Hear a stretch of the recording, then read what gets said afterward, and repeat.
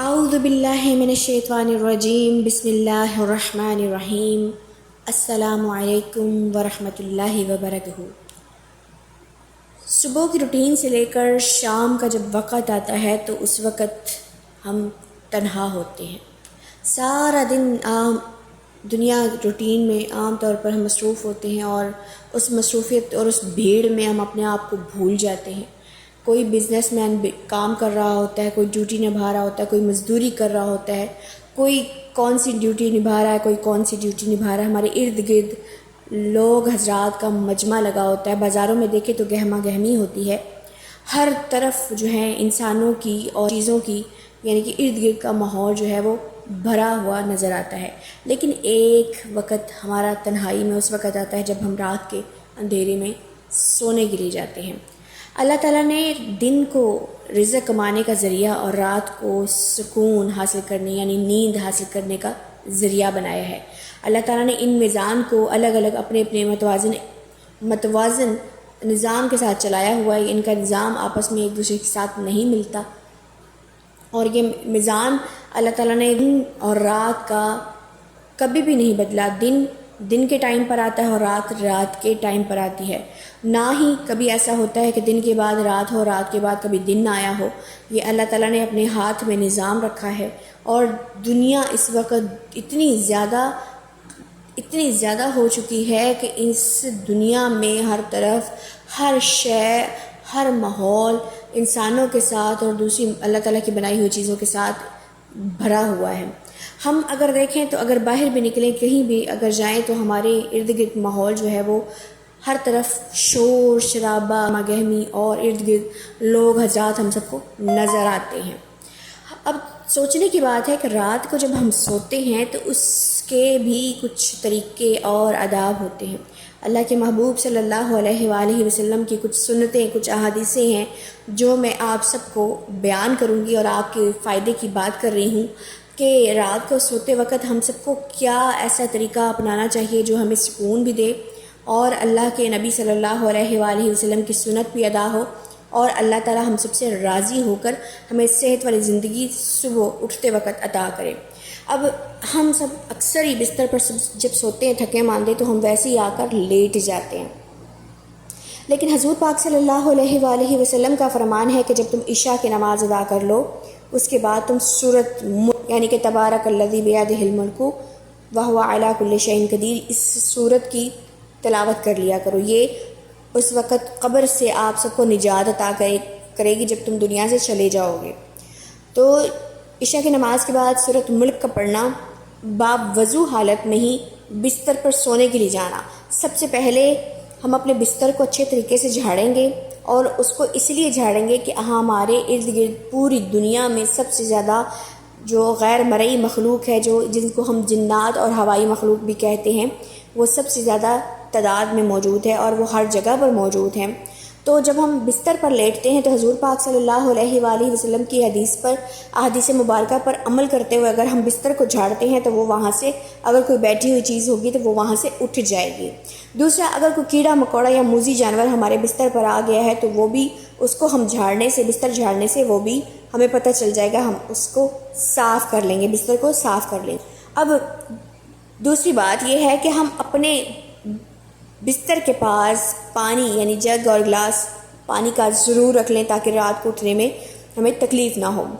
حضور پاک صلی اللہ علیہ وآلہ وسلم اپنے سرہانے پر مسواک رکھ کر سویا کرتے تھے۔ اما عائشہ صدیقہ رضی اللہ تعالی عنہ حضور پاک صلی اللہ علیہ وآلہ وسلم کا بستر گرم فرماتی، آپ مسواک سرہانے کے نیچے رکھتی، پانی لا کر آپ کے بستر کے پاس رکھتی، اور حضور پاک صلی اللہ علیہ وآلہ وسلم کا بستر صاف کر کے بچھاتی۔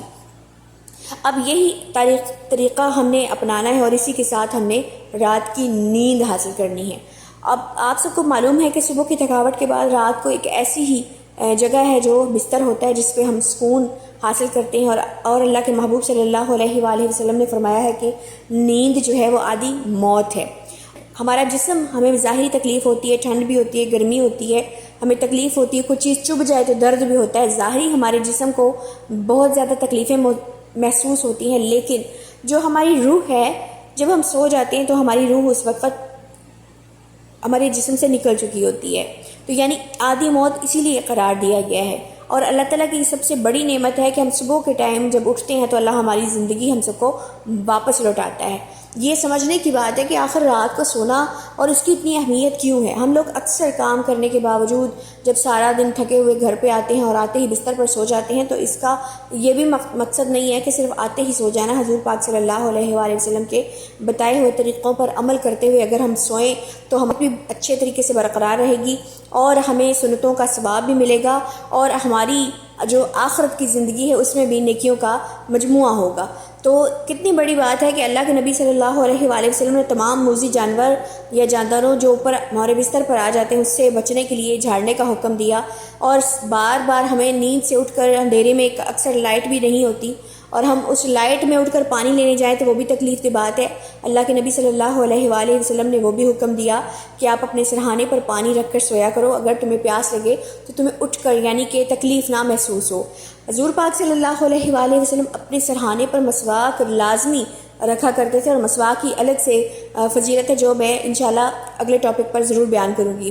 دوسری بات آپ سب کے سامنے ہے کہ ہم بستر کو جھاڑتے ہیں اور حضور پاک صلی اللہ علیہ وآلہ وسلم کا طریقہ جو ہے ہم جب بستر پر سوتے ہیں تو ہم دائیں کروٹ یعنی دائیں سائیڈ پر سیدھے کی ہتھیلی کو اپنے دائیں ہاتھ کے گال پر ہتھیلی کو رکھ کر ہم جب لیٹیں اور یہ دعا پڑھیں اللہم باسمک آموت و احیا اللہم باسمک آموت و احیا اے اللہ میں تیرے نام سے جیتا ہوں اور تیرے نام سے مرتا ہوں. تو یہ موت جو ہے یہ آدھی نیند ہے. آدھی نیند جو ہے وہ موت ہے. تو اسی لیے ضروری ہے ان تمام چیزوں پر عمل کرنا تاکہ ہماری صبح بھی بڑی خوبصورت ہمیں اللہ تعالیٰ صحت کے ساتھ عطا کرے. جب ہم مر جاتے ہیں یعنی کہ آدھی نیند جب سو جاتے ہیں تو ہمیں نہیں پتہ ہوتا. جس طرح ہم اکثر دیکھتے ہیں کچی اور پکی نیند یعنی کہ آدھی روح ہمارے جسم میں ہوتی ہے اور آدھی پرواز کر رہی ہوتی ہے. تو اللہ تعالیٰ کی یہ بہت بڑی نعمت ہے کہ اللہ تعالیٰ جب ہم سلاتا ہے ہمارے ذہن کو سکون بخشتا ہے. ہمارے پورے جسم کو جو اس وقت تھکا ہوا ہوتا ہے اس کو اللہ تعالیٰ صحت دیتا ہے. تو یہ سارا نظام جو رات کے وقت چل رہا ہوتا ہے ہمارے جسم کی جو اس وقت ساری صحت یابی کا نظام اللہ نے چلانا ہوتا ہے وہ رات کے وقت ہی ہوتا ہے جس میں ہم ریسٹ حاصل ہیں. اس کے بعد صبح جو طریقے ہوتے ہیں اٹھنے کے اس کا بھی ہم سب کو بہت ضروری ہے. انشاءاللہ اس کے بارے میں بھی آپ کو مزید اس کے بعد بتاؤں گی. جتنی بھی ڈیٹیلز اور جتنا علم میرے پاس ہے آپ سب تک ضرور پہنچاؤں گی.